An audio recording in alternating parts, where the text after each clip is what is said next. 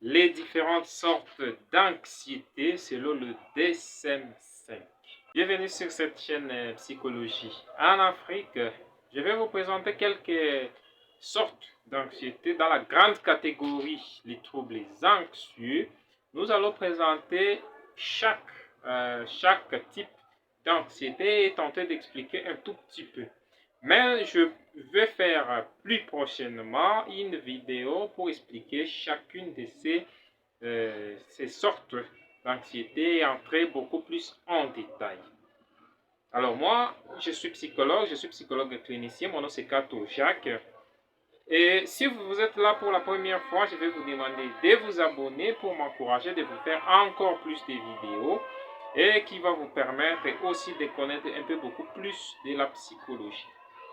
Alors, je ne peux pas définir l'anxiété parce que j'ai déjà parlé de l'anxiété dans une vidéo que je vais mettre ici. Mais nous allons présenter quelques sortes d'anxiété et ça sera 6 sortes d'anxiété.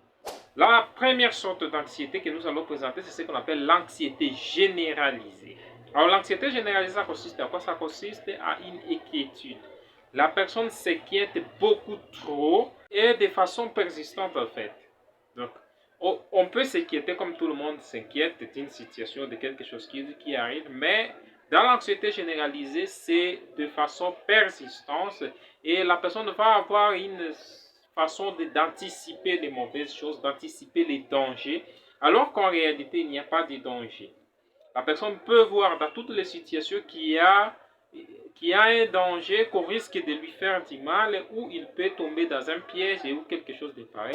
La peur est tellement exagérée que la personne n'arrive pas à vivre correctement sa vie, il se trouve un peu malheureuse, disons, dans le cadre de l'anxiété généralisée, parce que c'est généralisé pour beaucoup de choses. La personne a peur et va anticiper les dangers, alors qu'en réalité, il n'y a pas de danger. Alors, une deuxième sorte d'anxiété, c'est ce qu'on va appeler les troubles de panique. Les troubles paniques, ça se manifeste beaucoup plus par des crises d'angoisse. La personne va entrer dans l'angoisse. Et cette crise d'angoisse-là est souvent soudaine. Ça arrive de façon soudaine et intense. Donc, dès que la panique arrive, c'est de façon très intense où la personne aura des tremblements, des sueurs, il aura même des vertiges. Il va se sentir comme une suffocation, il n'arrive plus à bien respirer. Et ça, c'est de l'angoisse. Et ça arrive généralement pour les gens qui sont, par exemple, en transport en commun, par exemple, ils ne veulent pas être là, par exemple, avec les autres. Ça peut arriver de façon très soudaine, en fait. Et le fait que ces symptômes-là arrivent tellement il y a des tremblements, des sueurs, des vertiges qui arrivent de façon soudaine, la personne aura tendance à avoir peur d'aller dans ces situations-là parce qu'il pense toujours que la panique va intervenir, va lui arriver. Et donc, alors qu'il n'y a pas en fait de danger, mais la personne va voir des dangers et va essayer aussi ici d'anticiper ces dangers. Autre sorte de troubles anxieux que nous allons présenter ici, c'est ce qu'on appelle les TOC. Les TOC pour troubles obsessionnels et compulsifs. Un trouble obsessionnel et compulsif, ça se manifeste comment? Cela se manifeste par des pensées obsédantes. Donc la pensée est tellement obsédante pour la personne qu'il va prendre certaines précautions parce qu'il voit être menacé ou être en danger pour éviter que ces dangers-là puissent arriver. Alors, les pensées sont tellement obsédantes que la personne ne saura comment échapper. Un exemple simple pour les personnes qui ont des TOC, c'est des personnes qui ont par exemple beaucoup trop peur de tomber malade, d'avoir des maladies. Alors ces personnes qui ont trop peur d'avoir des maladies vont prendre tellement de précautions, tellement exagérées pour se protéger, alors qu'ils ont un problème de troubles qu'on appelle les troubles obsessionnels et compulsifs. Et pour les personnes qui ont par exemple peur de la maladie, vont essayer de se laver la main de façon excessive. Partout où elle arrive, elle va se laver les mains ou il va avoir ces produits-là pour se laver les mains, même s'il n'y a pas de l'eau. Alors, partout où il arrive, il doit faire ça pour se protéger en fait de la maladie. Alors qu'en réalité, il n'y a pas quelque chose qui explique qu'il y aurait des maladies où on peut tomber d'une maladie quelque part. Pour certaines personnes, ils auront tendance, par exemple, à vérifier la porte plusieurs fois, ayant peur, par exemple, qu'il y ait des voleurs qui peuvent entrer. Il aura cette tendance-là à vérifier chaque fois la porte et plusieurs fois la porte, en fait. Et c'est peu dérangeant pour la personne. C'est pourquoi on parle des troubles obsessionnels et compulsifs. Alors, une autre anxiété, c'est ce qu'on va appeler l'anxiété sociale. Ça ressemble beaucoup plus à ce qu'on appelle de la timidité. Dans l'anxiété sociale, la personne va se comporter beaucoup plus comme une personne timide parce qu'il va être inhibé, une personne qui va essayer beaucoup plus de s'isoler parce qu'il a peur des situations sociales. Et dans l'anxiété sociale, en fait, la personne aura peur de façon très intense des situations sociales, toutes situations sociales. Par exemple, les situations qui vont avoir besoin de où les gens vont braquer les yeux sur lui, par exemple parler en public. La personne aura tellement peur de parler en public qu'il va avoir de l'évitement, il va éviter d'être dans ces situations-là. Et la personne n'aura pas peut-être besoin d'être, par exemple, s'il est étudiant ou élève, ne voudra pas être comme un représentant, par exemple, du groupe ou d'une organisation qui s'organise parce qu'il a peur de ces situations-là.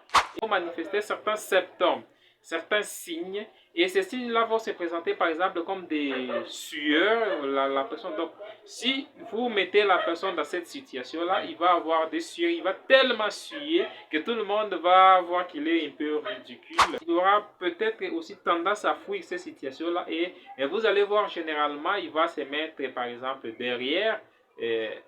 Si on est dans une situation de groupe, il va préférer beaucoup plus se mettre en arrière pour qu'on ne puisse pas les détecter, pour qu'on ne puisse pas les citer ou parler de lui en public. Et donc, généralement, c'est les personnes qui ont des problèmes d'anxiété sociale. Alors, nous avons une autre sorte d'anxiété, c'est ce qu'on appelle l'anxiété spécifique. Alors, dans le cadre de l'anxiété spécifique, ça va varier. La personne aura peur d'une situation bien spécifique, bien précise. Sa peur va se manifester, par exemple, la personne qui a peur uniquement des araignées, il va avoir la peur d'araignées tellement qu'il ne voudra même pas voir de l'araignée de loin. Il s'agit là de l'anxiété spécifique et pour une situation très spécifique, la personne aura par exemple peur de rester seule, la personne aura peur d'entrer dans un lien public ou dans les transports en commun, par exemple. Nous allons terminer par une dernière sorte d'anxiété, ce qu'on va appeler l'anxiété de séparation. Alors l'anxiété de séparation, c'est l'anxiété qui se manifeste, la peur là qui se manifeste chez les enfants et pas beaucoup trop chez les adultes. Et dans l'anxiété de séparation, l'enfant a peur d'être séparé de sa figure. Alors quand nous parlons de figure d'attachement, c'est la personne avec qui l'enfant est beaucoup plus familière, beaucoup plus attaché. Et l'enfant aura peur de se séparer de cette personne-là. Dans l'anxiété de séparation, par exemple, on voit beaucoup plus chez ces enfants-là qui ne voudra pas, par exemple, aller à l'école parce qu'il a peur d'être séparé de sa mère. Il va tellement pleurer que vous aurez peut-être pitié de cet enfant-là parce qu'il a trop peur de perdre sa figure d'attachement. Certains auront peur que les situations douloureuses ou dangereuses arrivent à leur personne d'attachement. Et l'enfant aura par exemple peur qu'il arrive quelque chose à sa mère. Il aura peur des situations, toute situation qui va les mettre à l'écart de sa mère. Et ces enfants-là, ils vont avoir par exemple cette peur excessive et aussi vont présenter des cauchemars la nuit. Des cauchemars parce qu'une fois que l'enfant ne dort pas ensemble avec sa mère, il aura tendance à avoir peur et cette peur va se répercuter dans le sommeil et l'enfant aura alors des cauchemars de façon très fréquente. Alors ça c'était le dernier type d'anxiété. Nous avons présenté ce type d'anxiété. Et ce sont les types d'anxiété qu'on trouve dans les DSM-5, les manuels où on trouve les maladies mentales. Mais nous n'avons pas mentionné une sorte d'anxiété qui était une sorte d'anxiété. C'était retrouvé beaucoup plus dans les DSM-4, mais dans les DSM-5, c'est sorti de cette catégorie-là, c'est le stress des troubles du stress post-traumatique. Alors désormais, les troubles du stress post-traumatique ne font pas partie des troubles anxieux ou des problèmes de l'anxiété, mais le stress post-traumatique va faire partie maintenant de la catégorie des troubles liés au traumatisme. C'est pourquoi il y a cette différenciation. Alors, merci d'avoir visualisé cette vidéo. Je vous demande encore de vous abonner pour m'encourager de vous faire encore plus de vidéos. On se retrouve à la prochaine. Ciao!